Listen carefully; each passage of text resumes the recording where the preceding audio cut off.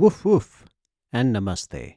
This is Hildog and welcome to Kanha Cast, a series of conversations with residents and visitors of Kanha Shantivanam, the International Center of Heartfulness. So today I'm speaking to Captain Gitanjali Khadria. She's a passionate aviator and a pilot with Air India, and she's also an avid blogger. Her blog is called The Thinking Captain. She lectures and conducts workshops around the world, and she also practices heartfulness meditation. For those of you who don't know, heartfulness is a meditation technique offered for free by a worldwide network of volunteers. These volunteer trainers are often called preceptors, and a heartfulness meditation session is called a sitting. Currently, the heartfulness movement is guided by Taji. You will also find reference to Babuji in this talk. Babuji was one of the previous guides of heartfulness. You'll also find the word master used often. Master is used both for the heartfulness guide and also for the inner guide, the higher self that is within everyone and everywhere. So, sister, you're telling me what it's like coming into Kanha. You were telling me what it's like So, arriving here. describe, I think all my analogies are flying based, so please pardon me. But so I am in orbit. Yeah. Wow. Wow. So, where did the heartfulness story start for you? I mean, how did the engagement with heartfulness start? It now seems to us, in my limited mindset, I can tell you date and I can tell you time. Sure. But it now appears to me that this has been happening for a very long time. And the scale of it actually scares me. And scares me to say that not because what I'm imagining it, but what it can be received as. I know I don't have any fear of reception here because everybody's in orbit here as well. Sure. But I know that 3 days ago I spoke to my therapist who was doing a follow-up call after 6 months, and he was concerned. He thought I had lost it. So I'll tell you facts and numbers. I met, in fact, she's another Hall of Fame star, Sister Manju. Her mother is Sister Dropdi Ben, who gave Daji Of course. his first sitting. So I met her at a wedding pre-COVID, and I didn't talk to her at all. I just heard that she eats one meal a day, and again, this whole fascination around her. And I actually talked to her at the airport. And again, just has serendipity, and you don't know at that time. So we exchanged numbers, and she would comment. I would write a blog. She would comment on my blogs, and she would say something about that. You would do a lot for heartfulness, and I would be like, "Oof, another one." Trying to, because you get a lot of these people who want to get mileage out and something. And something prompted me that I try.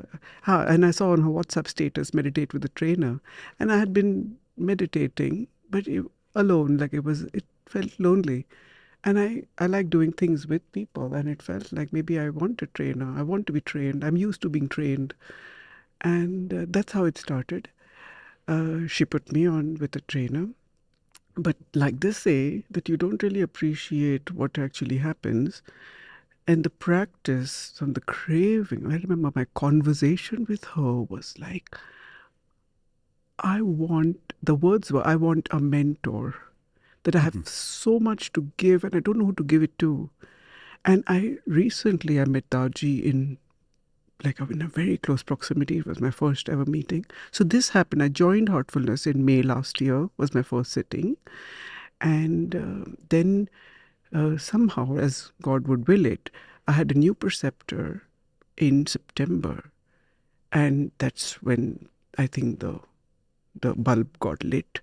Wow. And I must share with you, in fact, I did with Christine today, the blog post that I wrote after my first sitting, which I count as September. After that, I didn't want to print anymore because it just became extraordinary thing for myself. And I said, if I write this for other people, it will not be all right. So Yeah. So I felt when I met Taji that this is the person who I want to put in everything I have, and I've not found that person yet. And I've been in love before. This is extraordinary. So, That's amazing. That is really amazing. And was there something in your childhood that you were attracted to meditation growing up? What was your attitude towards spirituality? yeah, actually, they say that you're always born and, you're born into. I find that, again, it's a recent experience for me. My parents, oh, I say that as a joke. I shouldn't say it in the media. But yeah, no, my family people don't do it, have not done it. We don't do a ritualistic prayer as well. Mhm. But I think it's my father has struggled and become an खुददार जिसको बोलते हैं, a self-made man. But Mhm. that also comes with a healthy bout of ego because that has to support the Sure. fact of self-made. So yeah, I've been brought up being self-made and independent and ambitious, and you follow your dreams and you get what you work for, etc., etc. And I've done it, but I see that there has been a search, that there is something more, there's something better. So I've done a few rounds like that, like our masters say that you'll go here and there, here and there. So I've entered a few no entries, and I've done a few roundabouts and turns, and now I can see that he has been tracking me a long time. Yeah. So I get that a lot. I get people saying "Aap to itne naye ho" or something, but I was like, yeah, that's because you're only seeing this. Absolutely. You haven't seen that. So true. So true. But as you mentioned, I mean, growing up, a lot of people have that, the disillusionment, you could say, because there are so many, you know, directions you could go in which don't satisfy you.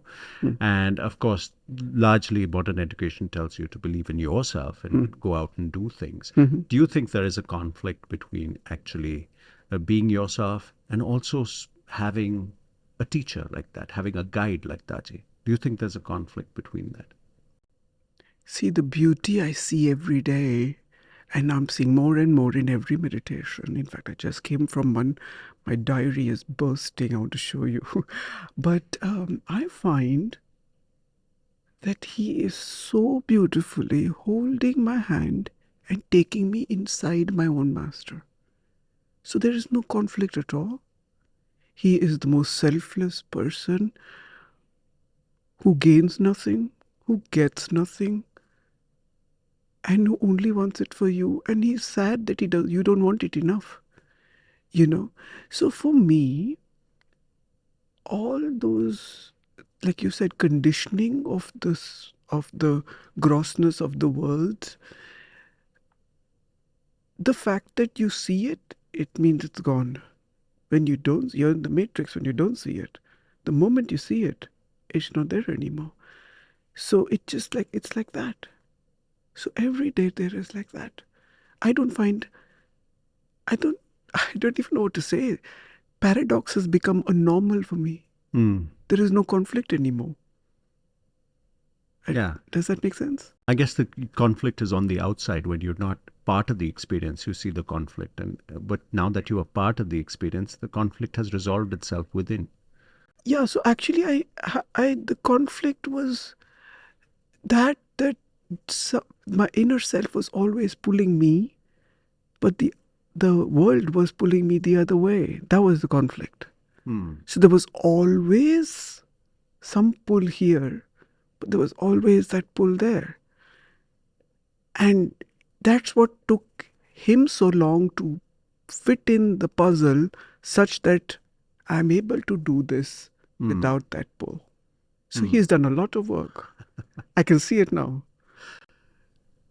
Sister, about your work, you work as a pilot.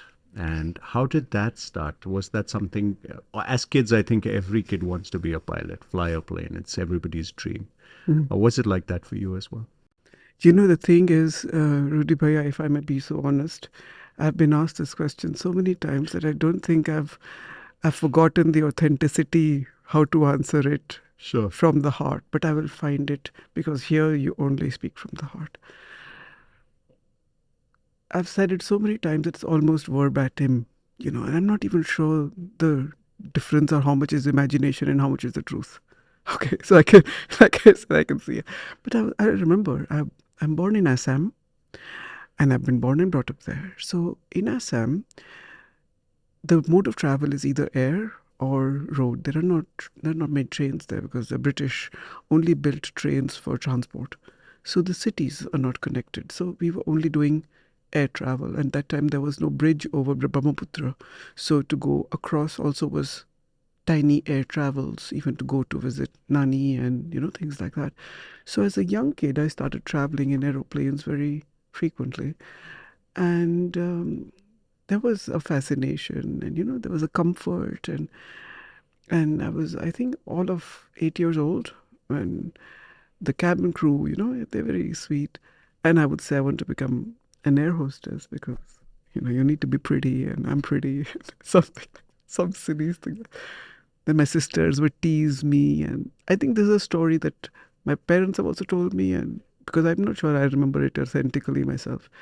And then apparently my dad said that why are you getting teased? They would tease me, jhoothe bartan uthayegi or something. And he would say it's better to become a doctor than to become a nurse. So it's better to become a captain than to become an air hostess, things like that.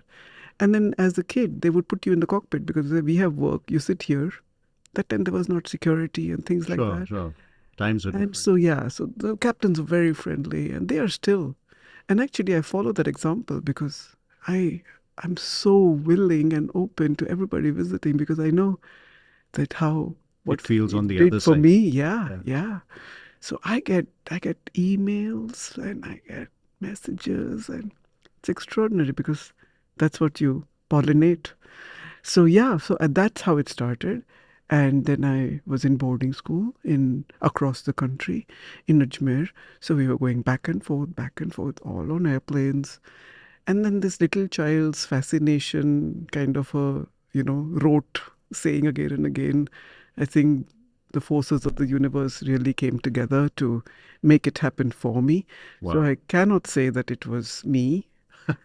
It was me, yes. It was like the movie star is always a star, but you know how many people it takes to make the movie. So, yeah, I am a product of that. Wow. And I'm starring here, but then there are many Wow. people. So now from this question that you've been asked so many times, now there's another question which you've probably been asked many times. Did you face any discrimination on grounds of the glass ceiling that there weren't many women pilots around at that time? I'd like to tell you that you asked this question in past tense. It's not. It continues. There still is there. It continues. Yeah. I started flying when I was very young. And actually, I was brought up in a way that I couldn't tell, or there was no distinction between boy and girl. I was brought up with 4 sisters, and I was the boy, apparently, and even in my own mind, I was the boy, or not even a boy. I was just like, there's nothing one can't do. So we were never brought up with a gender discrimination of what is okay and what is not okay in every way. So physical as well as non-physical. So what you wear, what you do, what you can do, what where you can go. There was no. So in my head, I grew up like that. It took me a very long time to figure out that not everybody is. And what I appear on the outside is what they see. Not everybody can see inside my head, which is neutral or both, or things like that. So after 25 years, I think I've been flying. I started flying in 96, 97. That's many, many years. Yeah, so it continues. So you've had to face all that apart from the challenge of just flying an aeroplane, which is not, there's so many things you have to You say it like that, but today I was telling somebody that, remember that Surf Excel ad that says Dag a chair? I couldn't understand what the hell are you talking about. And then today, or recently, I've been listening to Babuji saying problems are good. Problems are good. That is all I say. So I am saying I don't see it as a bad thing that these are happening to me. In fact, because these are happening to me, I'm able to see reality, gauge reality, face reality, and accept reality. If I hadn't seen all of that, I'd be in my own bubble, which I was at home or in boarding school, or I even feel like Kanha is so comfortable because everybody speaks the same language. Mm-hmm. But the moment you go out, Sure. so that's the whole thing, that you can't live here forever or in this bubble. This prepares you for life outside, right? So me facing the so-called problems or difficulties have been a game changer in my life, in my motivations. I would not be here if it weren't for those problems, right? Wow. Yeah, absolutely. So I don't see them as problems. Daag achhe hai. So now you agree after all these years. I didn't disagree. When you're drowning, you're questioning it. Yeah. But the moment you're out of it, you can see it. So I think that's the reason. Me being here is just the top of the iceberg. He's already done the bottom of the iceberg on me, is how I see it. Wow. What was the most rewarding part of getting to be a pilot? What is the time when you feel most satisfied? Oh my professionally? God, I cannot tell you. I work for Air India, so you can see there may be many misgivings, and traditionally I'm not a government fit, so I found it hard, and but that's when it helps to be in the aircraft with your doors closed, and it's just you, the machine, and the people who you're responsible for. It doesn't matter who you work for, because then it's just you and your master and your intelligence and your confidence and your love and your prayer and your state of mind and your presence of mind. And it is the most rewarding feeling to be in that aeroplane. And it's not, I don't see it in a power game or an authority game, but it's the most liberating feeling if you're ready for it. If you're not ready for it, it's going to be the most frightening thing for you. So yeah. So what is the most frightening part? Just the fact that you're in the air, or the responsibility of the people? Yeah, I'll tell you, it happened to me. I started flying at a very young age, and I'm very good at things I do with my own hand. And I have figured out, so in the beginning I was questioning that how is it me being vain, that how is it that I'm good at everything I end up doing? Like come on, like how full of yourself can you be? But then a friend of mine, because then I was questioning my self-worth and my self-esteem, and she told me, she said, caddy is what I'm called in my school group. She said that, why this happens is because you always put your best foot forward in everything. You never do anything half-heartedly. So when you always do everything to the best of your ability, you will always be good at everything. So that is my nature. I find that is happening here as well, and I find that has been the pattern of my life. So flying or anything, I learned how to drive at a very young age. Anything that I learned how to dive 6 months ago at my age. I'm diving 60 feet underwater. I'm not a swimmer. I've not been a traditional swimmer. I learned how to swim with my child. So I'm just saying that so the flying came very easy to me because I've been looking forward to it. And like I said, I don't take it easy. I do it very well. And then Master bestows you with the gift that, okay, there you are. So I've been very good at it. So as a co-pilot, I was very good.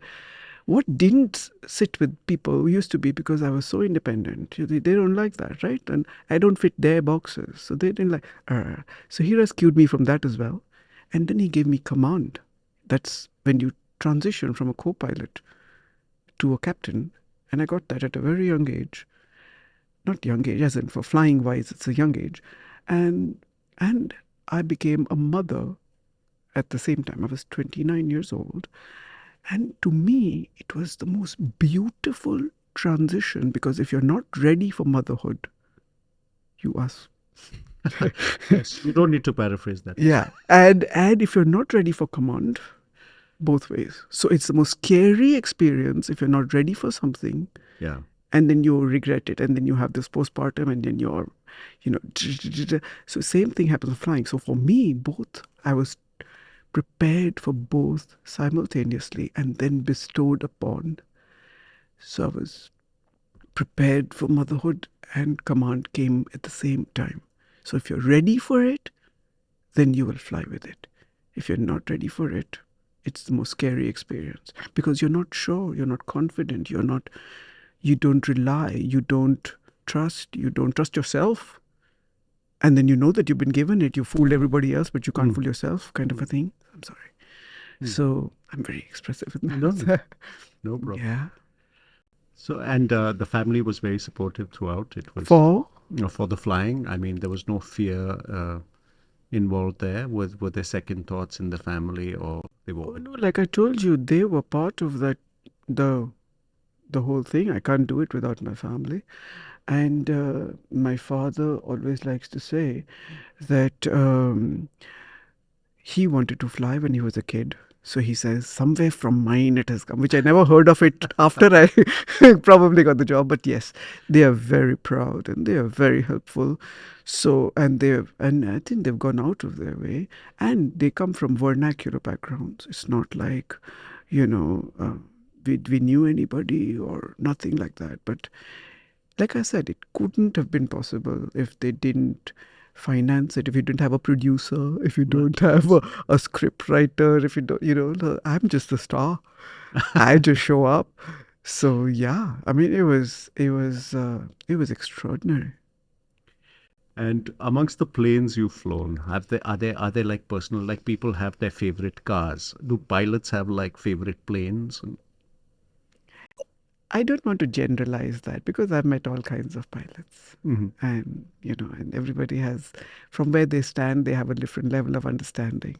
But I have a quote that my husband used to say, and he would say that that's his understanding, it's not mine.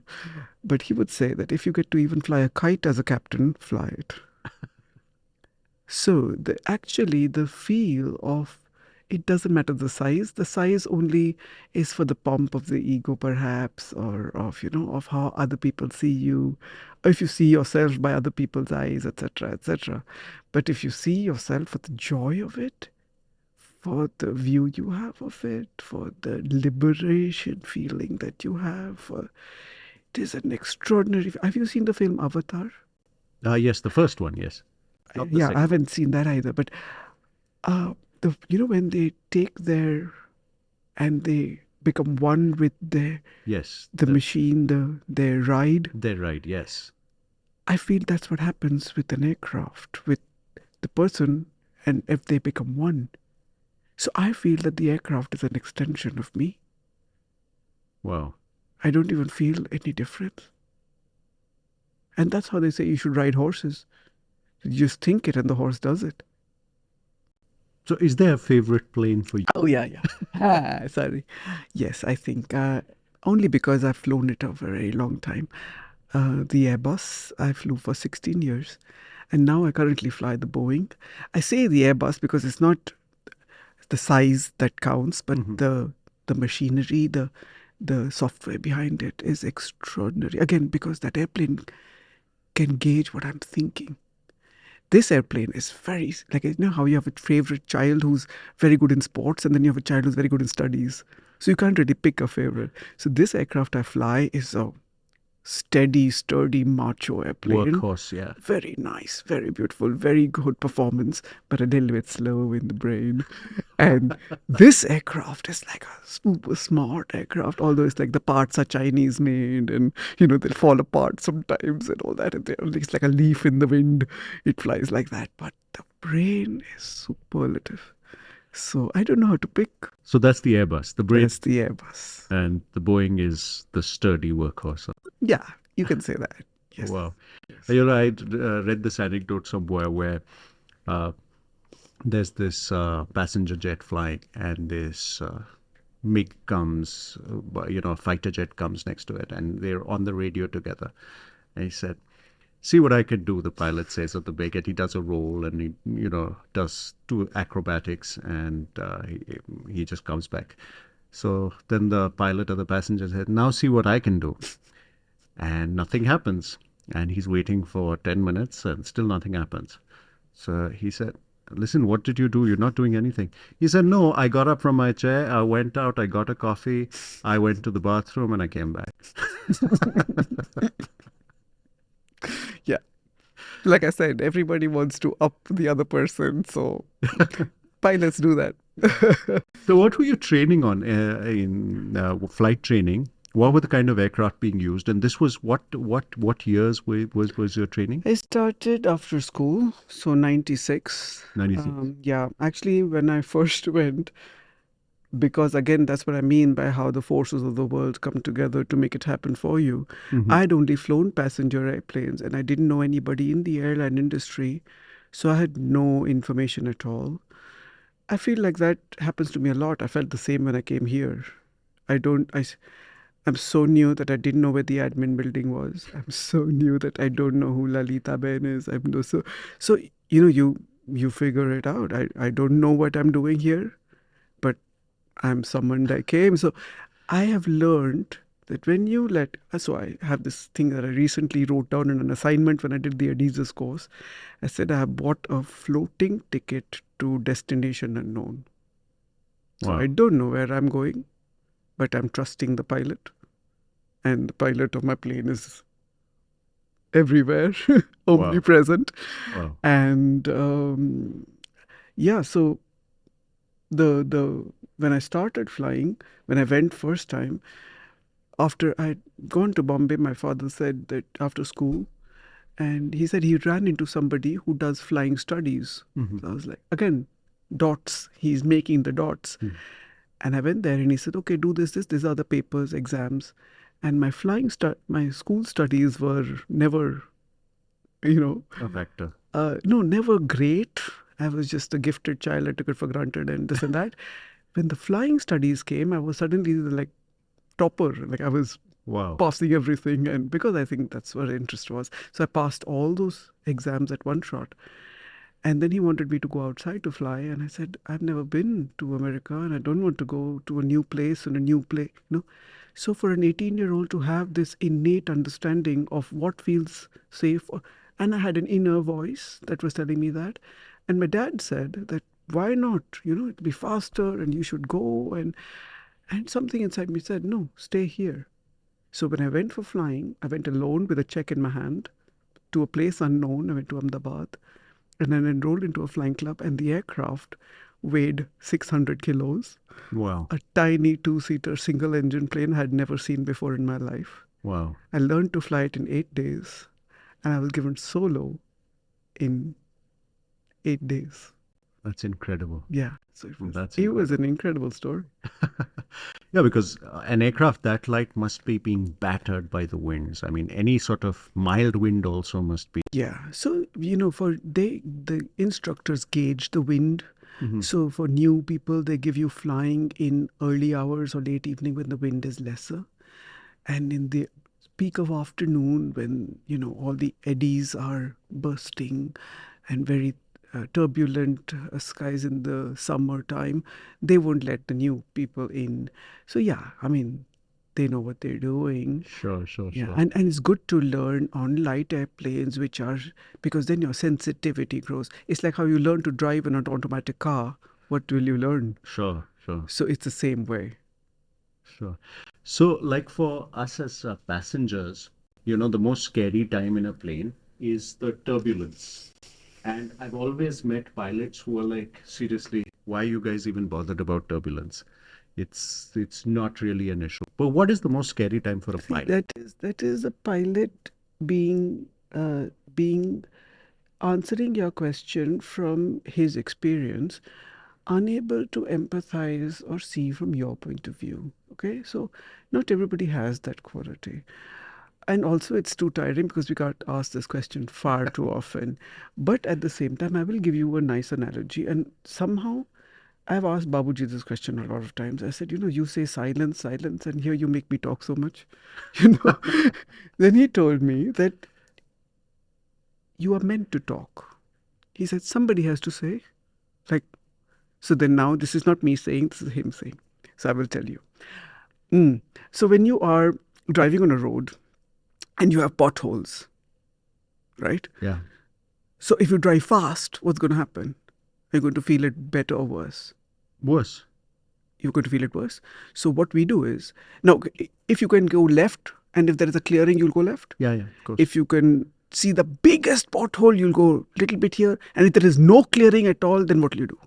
You just go You'll slow. just go slow, or you'll go, or you won't go at all. Suppose there's a khai, तो फिर घूम के वापस चले जाओगे like that. Ha, correct. It's exactly the same for us.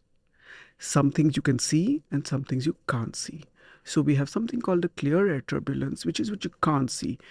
Can you imagine if there are two layers, like how river you have, if there's a current that is flowing in this direction inside, and there's a current that is flowing in this direction, what will be, the center will be disturbed? Sure. So the same thing happens with wind. In higher levels, like how we have the trade winds, etc., some wind, because of the pressure difference, blows like this, and some blow like this. And in that region where there is disturbance, if you pass, you have turbulence. So actually nothing happens. The aircraft is so beautifully designed that it just feels the turbulence, but it goes past it, and it's just for that short time. So as soon as you get in different, now do you see it? Absolutely. So it's not worrisome, it's not scary. What is scarier are clouds, but those we can see. Mm-hmm. We have radars, so you can see if there are small potholes, you reduce your speed. If there is a clearance, you go left, right, completely clear it, because I want the passenger to have his tea. So I'm not going to be macho and get in. But if I have no clearance and I find the smallest cloud that I can, short, and if there is a huge thing, like you said, there is, which you can kind of, so our radar tells us all of that. Wow. So keep in mind that whatever you are experiencing is the mildest possible form. Wow. So whoever is doing that is doing their best to keep it as mild as possible. So I have an anecdote. Would you like to hear it? Of course. So I see that with my children a lot, so I will tell you. There is this in the aeroplane, again, like it's heavy turbulence, and like the lights are flickering and everybody is scared and everybody's like praying, and and there is this girl sitting in the front seat, and she's alone, actually. There's nobody next to her, and she's reading a book, and she's having a difficult time, but she's like, she's not panicked, or she's not bothered, or she's not like even looking at anybody else for that matter. And everybody is like, oh my God. And then it gets worse. And then it gets better. And then it gets worse again. They're like, what is going on? So everybody's, it's very bad. And then it becomes quiet. And everyone's like, oh my God, thank God, thank God. And it lands and they're clapping. And they're like, oh my God. Some are cursing, some are happy, some are, praying, some are all kinds of emotions. But this child is unfazed, and she gets up and she picks her bag and she's, So one couple who've been observing her diagonally, and they're like, dude, what's going on here? And so when they're going out and they can't, and she's waiting. She's not gotten up because she's waiting. But everybody else is getting off. And then they stopped and they couldn't, hold themselves back. And they asked her, says, what happened? Like, how? He says, my father is flying the plane. I trust him. He's taking me home. Wow. So it's like when your life is treating you like hell, you have to trust that whoever's doing it is doing it for your good, is doing the best possible, and will get you home. That is beautiful, and that is such a great metaphor. My children do that all the time. If your heart is flying your plane, yes, you're in safe hands. If your heart is driving your life, if your heart is taking you, if your heart is your pilot, you're in safe hands. Yeah, but I get that if somebody from our matrix will understand that. Somebody on the outside will not, who doesn't know their heart. Who doesn't know how to speak to the heart. Yes. Who Cannot doesn't listen. recognize the capacity or the possibility or the potential of the heart. So it's easier to say God. Yes. Externalize it. Absolutely. So yeah, trust that something it's going to be all right. Wow. And personally, has there been any one incident where you've been most frightened in the cockpit? Oh, I get asked that a lot of times. Tell me, how would you like a frightened pilot? Not at all. Yeah. I wouldn't be happy. Oh no. So there is, I would say that would be a disaster for an airline and the manufacturer and for the industry at all. So I see there is, and in our case as well, right? Like preparation is the best way to mitigate that. As humans, we are fearful. That's because your initial reaction is always like that. But that's why the practice comes in, and that's where the preparation comes in. So I must tell you, the inside information which might put you at rest, that every pilot at every takeoff treats a takeoff like a reject takeoff. So every day he practices a reject takeoff maneuver. Well, what is a reject takeoff? Like if I have an engine fire on takeoff roll Okay. at 150 knots, and if I don't handle it properly, if I get a fear for 1 second, if I have to think and act, I will mess it up, and I will either go into the out of the runway, or I will not. It's the most time sensitive maneuver based on and then it depends on personalities as well, right? Sure. That's where I think my whole idea of how we train, and we have massive training. There's excellent. We have exams that I'm still doing after 25 years. Regularly, pass marks are 70%.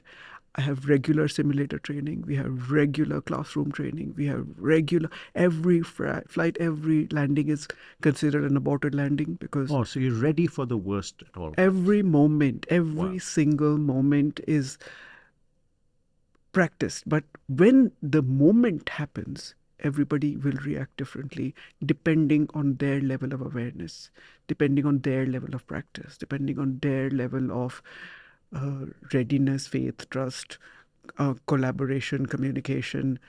And that is where this comes in. Can I tell you a secret? It scares me to even think that. I think, first of all, let me start small, that I find that safety is a very big deal in flight safety. And flight safety is, please stop me when I'm talking too much. What time is it? It's 5:30. Yeah, because I think somebody's meeting me at 5:30. Okay, so it's 5:22, so we have 8 minutes. Okay. And like I said, I go on talking, so please, okay. I could go on listening. So, So I'll tell you quickly, I want to say this, it's important. Flight safety is considered safety in aircraft safety and life safety and very hard things, okay, and very it's measured also in facts and hard numbers and speed and altitude, and it's all very hard stuff, technical stuff. Whereas I am talking about feeling safe inside, which is safety is a very primal human need.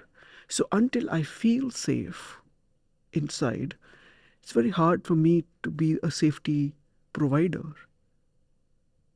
for the aircraft and other people. And when do we feel unsafe? When we have fear. And a lot of us, and depends on the culture of the company, depends on the culture of the country, we act a lot from fear. What if? So I find that there is something that we need to do in our training that addresses that safety factor as a soft side of safety. And that will come when you have better self-awareness, that you are able to recognize your fears, when you have better communication, when you're able to mitigate that fear. That I'm feeling this way. Are you? How are you? And assertive communication, open communication. And this needs to start from the cockpit, suppose say, to the cabin crew, to the passengers, to the dispatch, to the company, to the commercial, to the passengers. The scale is extraordinary. And then what happens? Now I find, and nobody does it. Nobody does it. So when I hear Daji saying that, you have a corporate connect program, I find that I've been put probably into the flying field by masters so that they can address, I find that aviation industry per se, across my airline, across our country's airlines, across international aviation organization. Not only that, I find the entire transport industry, including, look at our road safety. Look at the road rage we have. So imagine a train driver who's fought with his wife and he has to have a reject takeoff. So what is his, because his action is so based, comes from an instinctive reaction, and what if his base is not clear? What if he's acting from guilt? What if he's acting from fear? So I'm saying, do you get what I'm saying? Yes, absolutely. It seems to me like this is what he is looking to do. Mental well-being is extremely important. Oh, yes. And I think the transport industry, especially who are in life-based, time-based, you're sitting in a corporate office, your life is not at threat. You don't are Sure. responsible for Sure. 200 passengers. Or Yeah, it's not traveling at 30,000. No, and I also said, and I also say that it's not for doctors. Doctors, yes, responsibility and Yes. calmness of mind, but he's not pressed for time, and he's not dealing with 250 passengers or 300 passengers. Sure. He's dealing with one life, and he's got 5 people around him, and he's got plenty of time. There is no, things like that. So, the transport industry, I think, is what needs us, and hence needs meditation. Huh? You think meditation can help? I think the word meditation is overused. No, I think it scares people. Yeah. So I am wary of using the word meditation for the fear of it being received in the sense it is not meant to. The connotation is, which is what? See, like it's like I sometimes find myself in stopping myself telling people that I meditate, because it is such a loony concept that they don't understand it at all. Especially if pilots, are you kidding? You're supposed Tell to me about Johnny Walker. Tell me, like. No, and you're supposed to be super rational and have nothing in your. No. See, when you fly, you know that there is something higher, because you're doing something that you're not designed to do. So you respect nature. I mean, from inside whether you ask it or not. But because the grossness is so high, sure, you start thinking you're doing it. And that's what I feel that, and I know that Babuji said that this is something you can't force people to do. But I don't know, I want to force them to do it. Yeah. Yeah. Lovely. So I wanted to ask you, in popular culture, we've come across so many pilots. There's, of course, the real life incident of Sullenberger. Sully, the movie was made. So what is your a pilot's evaluation of Sully's actions? Let me tell you, I think he is God. I went to the Hudson River and I paid homage when I crossed the ferry. So what he did, again, we might think it was him, but it was not. He was God himself. I have seen God in my cockpit many times. When I've entered weather and I can't see anything and my weather radar is not working and my co-pilot is half gone, and because it is so scary, and I knew it was not me, it was God. Wow. So whichever form you call God, but Sully Sullenberger, what he did was extraordinary, beyond our training, beyond our human capacity, beyond possible. God was there in him, with him, doing it for him that day. What he did was not human. What he did was godly. As simple as that. Incredible. It is inexplicable. And let me tell you, what he had was intention. What he had was faith. What he had, he was the Arjun who followed. And he kept his calm. And he saved everybody. And what I always say to everybody, that is my favorite movie made on aviation. Aviation is very popular. Everybody writes about it because it sells a lot. But if you ever hear an accident that happened, say, and you hear my name, I would like you to think that I did my best, no matter the outcome. I tried my best. I did my best. Everybody will try to pin it on you. That's because that's the industry and that's the commercial aspect of everything. Do you know he lost his life? He lost his career. Do you know he lost his job? Everything. He got so much popularity. He acted in the most godly manner and he lost everything. That's because that's the word that does it to you. But he is, I don't know what he does for himself, but he is spiritual. In my field, he is the most spiritual person. Wow. I follow him. I read a lot about him. I read all the things he says. So he actually lost his job after this? So they don't really say it, and I think they, what's the word? Edit that information. Sure. But yes, his family suffered a lot. They didn't get any insurances because that's what work does. So that's what I'm saying. So when you ever hear about, suppose say me, please say, and every pilot after every flight ruminates over what he could have done, what he would have done, what. So every flight is an learning experience. And the day that incident happens, he was also thinking on the. Have you seen the film? Yeah, I've seen it. So in the hotel, that what if this happens and what if that happens, and things like that. So, yeah. Wow. Do we have time? You have more questions? No, I mean, I'm almost done. It's Okay. just maybe I could ask you about how you think there is any parallel between flight as a concept. It's something we're not supposed to do, as you mentioned. The human is not designed for flight. But there we are flying above the clouds. We are seeing sights that 100 years ago, 200 years ago, nobody would have seen. Those are the sights we are seeing when we're up in the cockpit. And the internal journey that you have embarked on is also in a way of flight. You see sights that you are not prepared for, and do you draw parallels between the two? Yeah, I don't know, I think you're reading my mind now. When I started the practice first, and I believe the masters when they say that your experience will keep changing.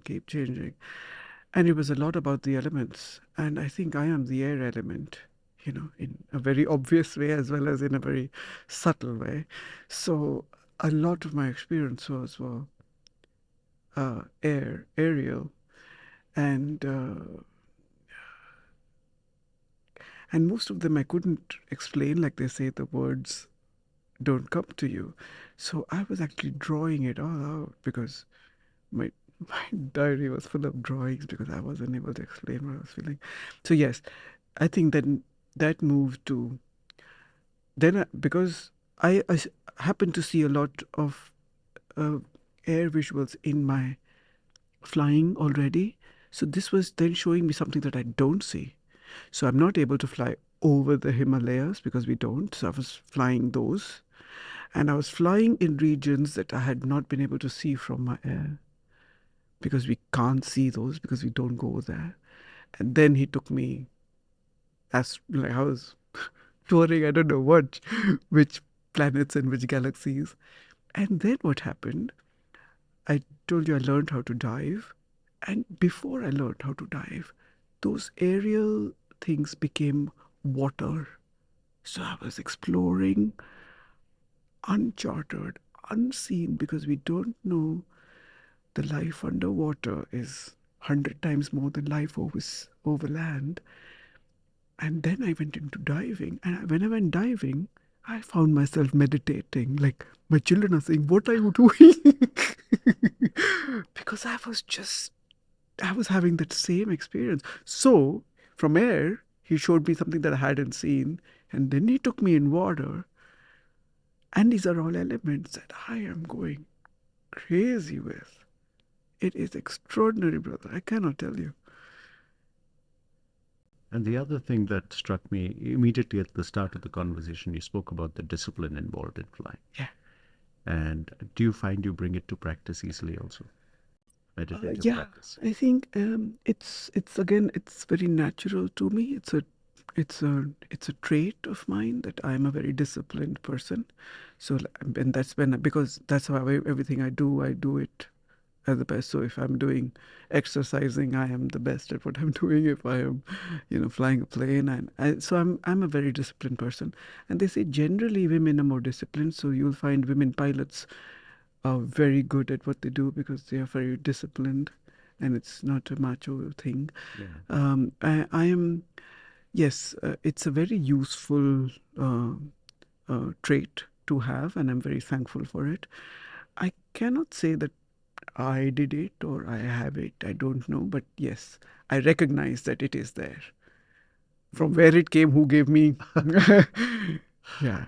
Lovely. So, to close the conversation, there are lots of young kids who want to be pilots, and especially girls also. So, is there any advice you'd like to give them? Oh my.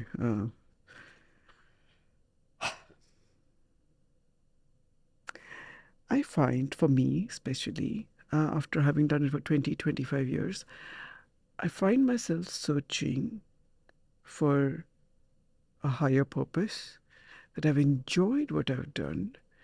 And what I do is like a short project, right? Every flight is a project. Sure. So you do A to B, you do all your management skills, you do everything comes, all your people skills, all your distress handling skills, and all your knowledge, or everything comes. It's an A to B, and that's it. It's over. Next what? Next what? Right now, I'm questioning myself that there is a bigger purpose, and it cannot be just money. Because what if? So I find that whoever wants to do it now, it's good, but keep track of where, if it changes, then not to be in the matrix just because that's the only thing you can do, that's the only thing you do, that's the only thing that brings you money, that's the only thing that brings you most money, da da da da da. So I find that that's the matrix that I think I'm ready to exit. So I'm a very bad person to give advice to a new person. But I must tell you that my children don't want to fly. So I will not tell anybody don't fly or do fly. It really is in their destiny. I will just tell them that if you want to do it to the best of your ability. Anything you do it to the best of your ability. And that's it. That's it. I wonder if you saw the social media footage recently. It's been all over social media. What? Sorry? Some passengers on a flight getting into a fight just 3 days ago. And how would an airplane handle it? I mean, a flight crew handle it. These are big burly guys, and they are two air hostesses trying to sort it out. They're not listening. Which airline? This is, I think, Thai airline, and they are unfortunately Indian passengers. See, I'll tell you what. First of all, my earnest request would be to not listen to and believe media things. Sure. I can't even say half truth. Seriously. Yeah. And aviation, it's like a journalist will tell you how to fly a plane just because he thinks he's read it. So it's not right. It's not, and because why do you think our Indian drama series sell? Because that's what appeals to your lower nature. And so, unfortunately, that's what the same thing is. Is this a news to be printed, really? Yeah, it's the most shared news. It's because it sells. Yeah, absolutely. You know? Absolutely. So I really don't want to give it more attention than it's already craving. Absolutely. I can tell you 1,000 incidences that have happened with me, and it depends on how you handle it. So recently I had, I don't want to comment on that. So I don't want, like I said, I don't want to give it more attention than it deserves. Sure. I'll give you my example. I had a flight from London. I think I must go, but and where one of my doors was not serviceable. And I had lots of things were going on. I was ready to push back. I was not going. And an engineer then came to fix it. And then lots of things happened.